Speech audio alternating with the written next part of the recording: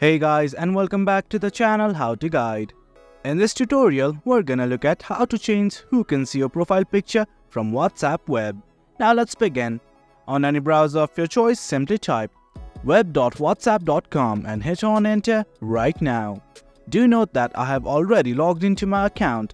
In case you have not, do log in right now. Once you've logged in, you will view something like this. That's the homepage of WhatsApp. Right here are the chats that I have done. Now on the left hand section, there are many options like chats, communities and everything, but right now we simply want to go to the settings. At almost the bottom left, right above your profile, you will find a gear-like icon. That's settings. Simply click on it and this will open up. That is the settings tab. Here's account settings, privacy, chats and everything. Simply select the privacy option right here.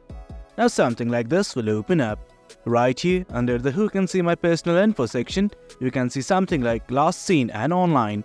From this, you can turn off your active status. And right below it is the profile photo. Just click on this option right here.